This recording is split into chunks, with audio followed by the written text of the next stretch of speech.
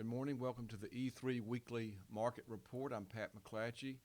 Welcome to the 21st of April edition of our report. Exports have just come out. We'll go straight to those and see what they're showing us.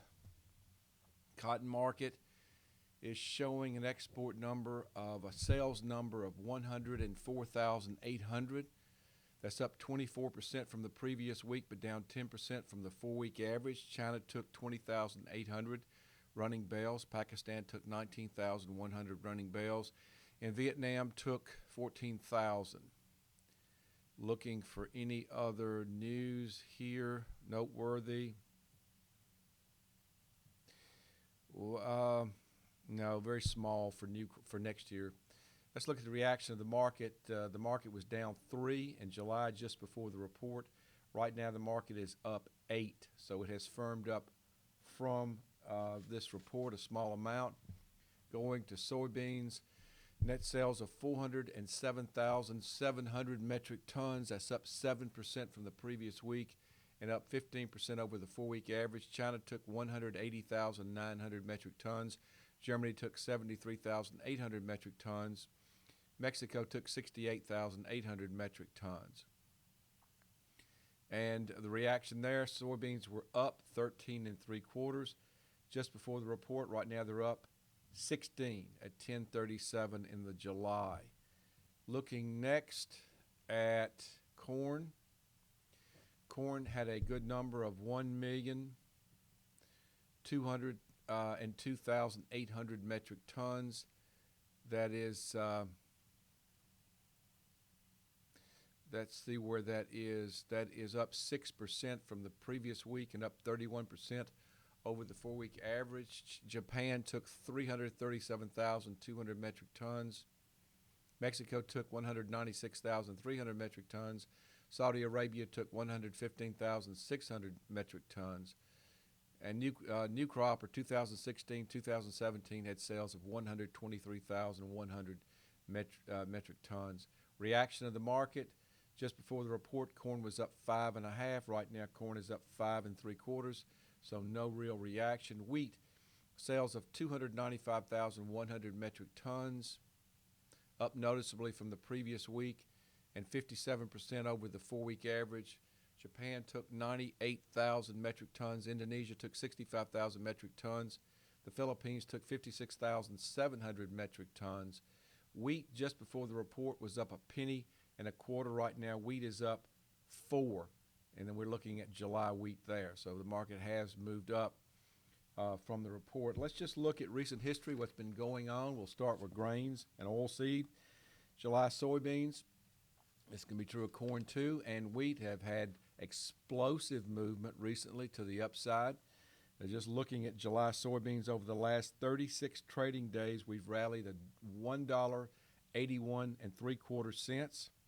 We saw the high overnight at 10.43 3/4. Right now that market is trading at 10.34, so we have backed off about 9 or 10 cents from that high.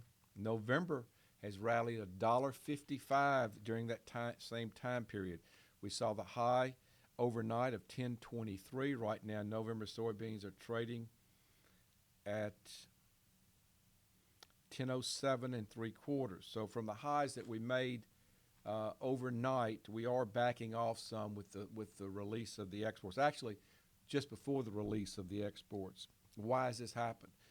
Well, it's been a combination of things, sort of the perfect storm, but it starts with South American weather, and you've got two different things that have happened there, and these comments are about soybeans and corn. You've got too much rain in Argentine soybeans, and you've got too little rain and this is for double crop corn, too little rain in Brazilian corn. And those two things together have been supportive of the market. In addition to that, you've got a trend toward higher crude oil prices that's been supportive. You've got improving economies, especially things have stabilized in China. You've got speculators coming in buying the market. Actually, we started off with them covering large short positions, and now we've turned around to where they're very long the market. What this it appears to be a weather market. It just happens to be a South American weather market. What to do? Well, I think it's fair to say historically, this time of the year, you normally make your high, and the market's presenting you with some excellent opportunities to do some marketing. It doesn't mean you have to do all of it at once. You can scale up. That's what the larger commercial companies do, whether it's in grain or cotton. They don't do it all in one place. They just do it in stages. But it would be a good thing to look at taking advantage of these higher prices. As I said, the corn news is the same. Improving economies, higher crude oil prices. Actually, we can throw in there a lower dollar, moving in sympathy with soybeans. The soybean rally started 36 days ago. The corn rally started 14 days ago. 14 days ago, we were making a new low. So it really started in soybeans. Corn has rallied in July corn 56 cents over the last 14 days. Overnight, it had a high of 407 and a quarter. Right now, it is 40. No, overnight it had a high, 407 and a quarter. Right now, it's at 404 and a quarter. December corn has rallied during that time period, 45 cents. The high overnight was 409. Right now, December corn is at 406. What to do? Similar to soybeans. This is the time of the year when you make highs. We're in a weather market, and it would be a good idea to look to take advantage of that. I'll also tell you the 6 to 10 day weather forecast in the Midwest in the United States is showing above normal chance of rain, also above normal temperatures. So that's another thing that could be supportive to these markets. So let's now look at wheat over the last 9 days. Wheat's rallied 65.5 cents. I think it's had its own news, but not a lot. It's been mostly moving in sympathy with what's happening in soybeans and corn.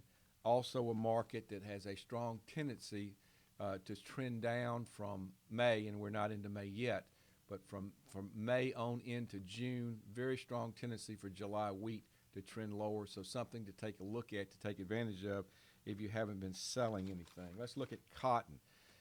Cotton market over the last 36 days has rallied 1,041 points, or 10.41 cents a pound. That's incredible that we've rallied that amount, but it was a market that got better news from China's cotton reserve. They were going to release their cotton. They finally gave the details of that. It was not earth-shattering. The market really anticipated it. They also said they would be buying more high-quality cotton in the world to improve the quality of their strategic reserves. That was taken very well. Combine that with a massive short position that speculators had in cotton, and it's led to this massive rally in the market. The question is, will it continue? Well, I have my doubts that it will. We did get yesterday in July up to 64.74, and right now July is trading at 64.38, up 27. December has rallied 880 points during that 36-day period. It has gotten up overnight and made its high at 62.99. I'd say, looking at the reasons, and let's just go through them: short covering, better news out of China, better worldwide economic news, higher crude oil prices, lower dollar. So where do we go from here? Well, in my opinion, in this area is an excellent opportunity to be hedging December cotton for next year if you don't have any hedged or sold. Everybody's different depending on the part of the country they're in as far as basis levels and opportunities to go into the forward market. Whatever's best for you is what you should do, but it's definitely something that you should consider taking advantage of this rally. We don't always get these, and farmers need to be able to take advantage of the opportunities that are presented to them, regardless of the reasons, to reach out and get these higher prices. So I would strongly consider looking at that, whether it's in the forward market, options, futures, whatever works best for you. So that's really it. We'll review one last time where the markets are. Soybeans are up right now in July, up 25 at 64.34. We've rallied about 22 points since the export figure. Soybeans right now are up 14 and a quarter. They were up 13 3/4 just before the report, up a small amount. Corn's up 4. and corn was up 5.5 before the report. It's come off some. Wheat right now in July is up 2. It was up 1.75 pennies, so it's up a small amount, but close to unchanged. That's it for our this weekly edition of the E3 Market Report. Hope you'll join us later in the afternoon for our afternoon update. Thank you.